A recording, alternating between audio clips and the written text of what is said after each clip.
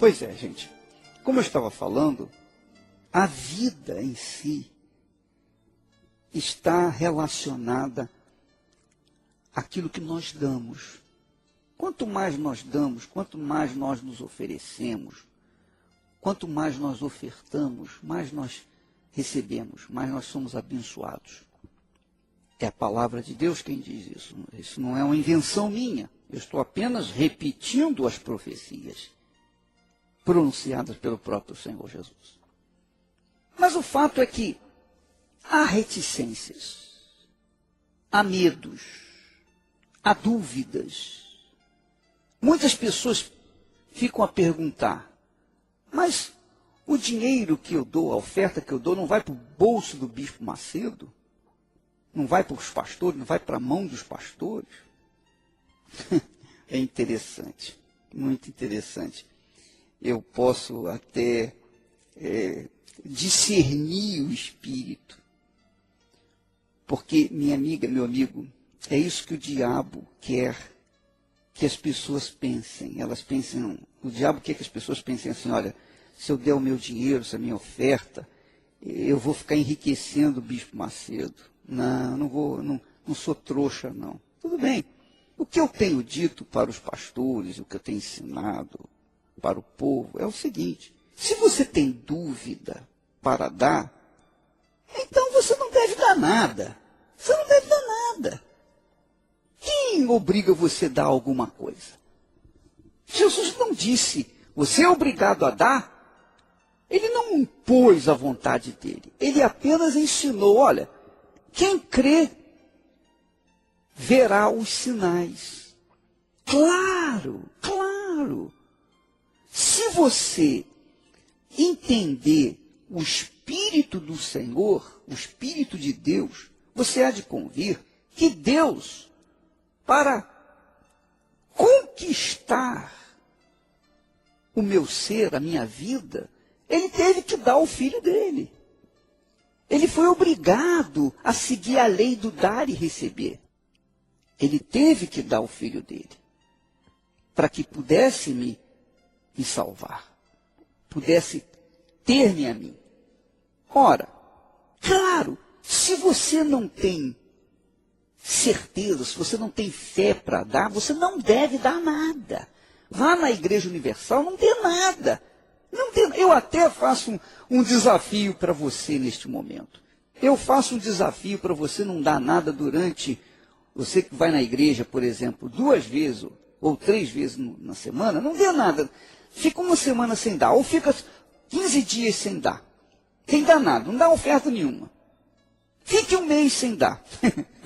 Olha, você faz isso por conta própria. Eu estou apenas sugerindo você fazer um desafio. É isso mesmo. Fique sem dar nada. Você vai ver o que vai acontecer. Você vai sentir na carne, na pele, o que vai acontecer. Eu não vou dizer para você o que vai acontecer, não. Você vai experimentar e você vai tirar as suas próprias conclusões. E tirando as suas próprias conclusões, você estará se convencendo do que o Senhor Jesus falou é verdade. Dai e ser-vos-á dado. Se você não tem fé para dar, como você vai ter fé para receber? Se você tem dúvida para dar, como é que você vai querer ter fé para receber? Deus nos deu a terra, Deus nos deu a semente, mas se nós não dermos a semente para a terra, o que ela vai nos devolver? Ela vai nos devolver espinhos. Então, minha amiga, meu amigo ouvinte, todos nós sabemos que se nós queremos receber, primeiro nós temos que dar. Se nós queremos colher, primeiro nós temos que plantar. Essa é a lei da vida. É a lei da vida. Como nós dissemos inicialmente, o sujeito não quer ser patrão porque ele quer ter o privilégio de não ter preocupações no final de semana. Ele quer dar o horário de trabalho, quer trabalhar 8 horas lá por dia e durante 5 dias na semana, e pronto, ele vai dar o trabalho dele, vai dar a sua vida ali durante 8 horas, depois ele vai para casa e esquece o trabalho dele, esquece que trabalhou. E ele então passa a viver para a sua família ou para a sua vida pessoal. Ora, se ele deu 8 horas de trabalho, ele vai receber relativamente o trabalho que ele deu. Ele vai receber de acordo com o que ele deu. Ele vai receber um salário, ele pode até receber um salário alto, mas o salário dele sempre será limitado. Agora, se ele é aquela pessoa que não quer receber um salário limitado, o céu é ilimitado. Ele diz o seguinte: olha, eu quero ser patrão, eu não quero ser cauda, eu quero ser cabeça. Então ele vai ter que dar 24 horas por dia da vida dele para o trabalho que ele fizer, por o investimento que ele fizer. Aí ele vai ser patrão, mas compensação ele vai ter dor de cabeça, ele vai ter encargos sociais, ele vai estar sempre preocupado com o seu trabalho. Mas se o seu trabalho vai bem, se o seu desenvolvimento da sua entrega vai bem, então ele prospera, ele vai ganhar muito mais, ele não vai ter limite para o que ele ganhar, para o que ele vai fazer. Então ele vai ter uma vida melhor, de melhor qualidade do que o seu empregado. Claro. Então a pessoa recebe de acordo com o que ela dá. Se ela planta 1 quilo de arroz, ela vai colher o correspondente a 1 quilo de arroz. Mas se o sujeito planta uma saca de 50 quilos de arroz, vai colher muito mais.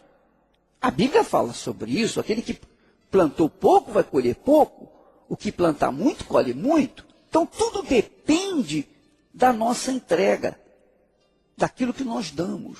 Obviamente, pensa comigo, o agricultor, se ele não tem fé para plantar na sua terra, ele vai ter fé para colher? Claro que não. Obviamente que não. Ele tem por obrigação de acreditar na terra. Ele acredita na terra, ele acredita no sol, ele acredita na chuva, ele acredita no clima ideal para que a sua semente multiplique. E mesmo assim, muitas vezes, a sua semente se perde, porque vem as torrentes, vem aquela inundação, enfim, vem tempestades, etc, etc. Vem a geada, essas coisas todas que destroem a plantação. Mas, se ele é dizimista, fiel, se ele é um homem de Deus, se ele segue, obediente à palavra de Deus, então não tem por que ele não ser próspero, porque Deus não pode falhar. Deus não pode falhar. Nós falhamos, mas Deus não pode falhar na sua promessa, na sua palavra. Então, minha amiga e meu amigo ouvinte, tudo depende daquilo que nós damos, daquilo que nós plantamos. Por exemplo, a pessoa às vezes reclama: poxa, a minha vida é um inferno. Poxa, eu nasci para sofrer mesmo. Poxa, o meu marido me abandonou, sabe, o meu filho está vivendo nas drogas, eu sou pobre, etc, etc. Porém, essa pessoa se esquece que quando ela estava para casar, ela não pensou, ela não raciocinou, ela não usou a sua inteligência e entregou a sua vida para uma pessoa irresponsável. Lógico, se ela entregou a sua vida para uma pessoa irresponsável, o que ela pode esperar da sua vida? O que ela pode esperar do seu casamento? O inferno, lógico. É assim, minha amiga, a vida. Então, Deus não planejou para o ser humano o inferno. Deus planejou o melhor.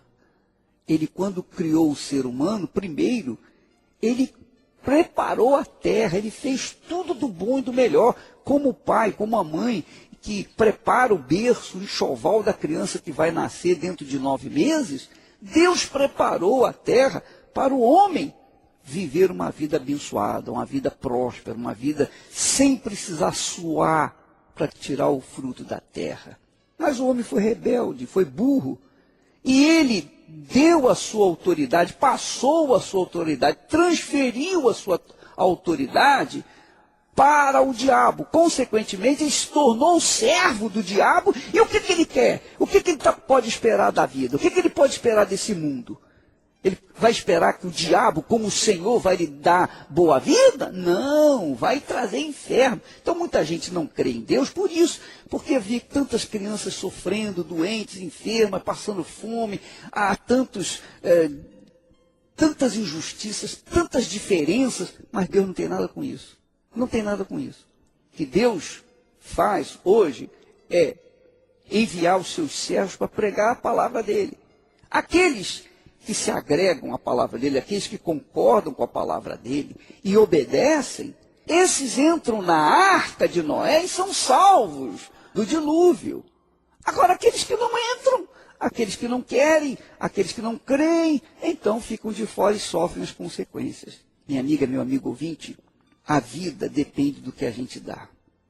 Se você der a sua vida para uma pessoa irresponsável, você não pode esperar uma vida feliz. Você só pode esperar inferno, óbvio. Mas, se você está vivendo esse inferno, ainda existe uma saída.